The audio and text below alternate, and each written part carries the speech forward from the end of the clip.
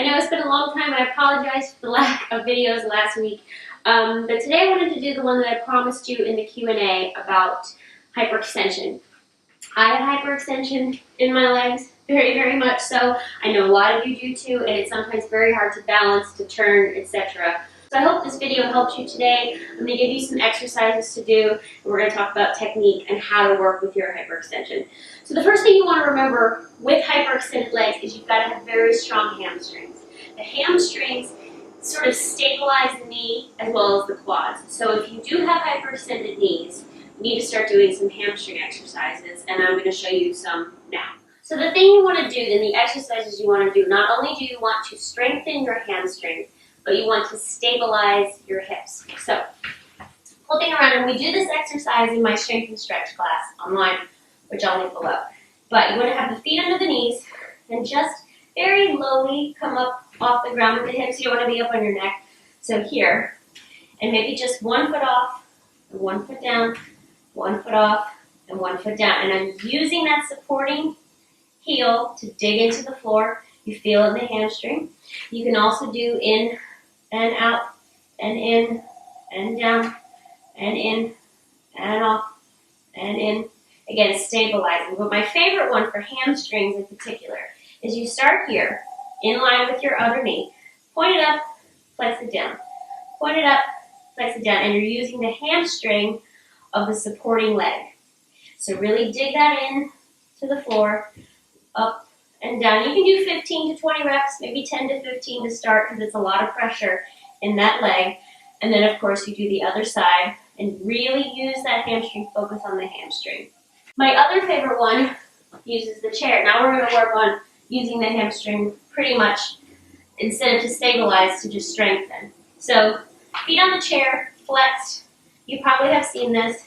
Up and down and up and down. And we're using the hamstrings up and down. And you can even do 1 foot off. This is a really great one. You really feel it with 1 foot off. And then switch. Obviously my chair is moving, but yeah, just up and down. And you really, really start to feel it in the hamstrings. Make sure you also stretch after those exercises because you also want loose hamstrings so you can do développés. But the strong hamstrings are key to hyperextended knees. Now, when you are standing, we talked about this in the basics plie video. When you're standing, you're in first, you're in second, you always want to be on the balls of your feet. That's whether or not you have hyperextension or not. But the problem is, people with hyperextended legs, like myself, tend to get back in the heels. And when you're back in the heels, that's when you start jamming into the knee. And you're not engaging all your muscles. So you want to make sure you're always in the ball of your foot, and that somehow takes the pressure off of that kneecap.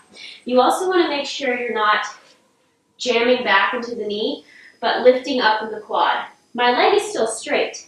From jamming back to lifting up in the balls of the feet, think of the kneecap pulling up into the thighs. Because oftentimes teachers say, oh, don't straighten your knee as much if you've got hyperextension. Not true. Otherwise you wouldn't get the pretty line. But all you have to do, even when you're on releve, instead of jamming backwards, lift up in the front of the hip, lift that kneecap, quad, really, really lift it up. And your knee is still straight. You don't have to be like this. Yeah, but I'm not back in my knee either. It also comes from the hip. So lift up out of that knee, keep it straight, and then you can still have the nice hyperextended line without jamming into the kneecap. So, the other thing that will help you, and this is for anybody, lifting up through here. Yeah, if we start to jam into the waist, that's when the hips start to go back, and that's when the kneecaps lock. So you want to be lifted up through here, nice and long, that kneecap lifting up into that thigh, and so I'm not jamming back. My leg can still be straight, but everything is moving up and forward. Same thing goes when you're releveing. You're doing your releves in point shoes or in flat shoes or whatnot.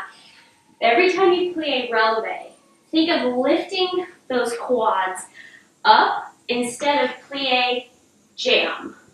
Yeah? Plie, lift up, stretch, stretch, stretch, stretch, stretch.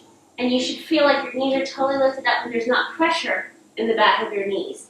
So instead of thinking locking back, think of up and straight. And you're still going to get the same line. So plie, releve, kneecaps lifted, front of the thighs lifted, plie, releve. And if you start to work like that, it'll become a natural habit and you won't have to think about it anymore. But the main thing is to be up in the balls of your feet and not locking back. Yeah? Even especially in something like tendu, people get locked back. We're going to think nice, tall, and lifted. Last little thing, and this is what we talked about in the Q&A video. No matter where if you're hyperextended or not, your hip has to be over the toe. The problem with hyperextended people is they tend to be back. So we end up being like this in the leg.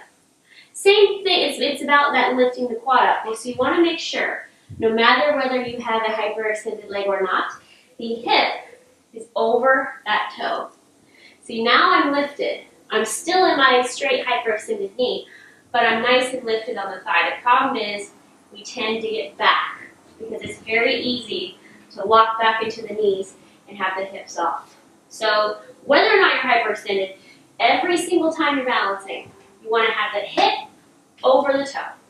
And the leg shape doesn't matter. So that's, again, that lifting up, lifting the quad up, and then you can balance. Because most hyperextended people just tend to lock back. And so you gotta be up in the hips too. And that's what I talked about in that Q&A video. So make sure you're doing your exercises. Stretch those hamstrings, strengthen those hamstrings, lift those quads up into the kneecap, lift the kneecap up into the quads, and make sure you're right in line.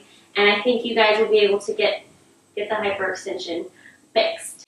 If you missed the arm workout, it's over there. You can click it to watch. I am putting together a new calendar for the challenge for February. That's coming out this week also. So be looking for that. I love you all, and I will see you next time.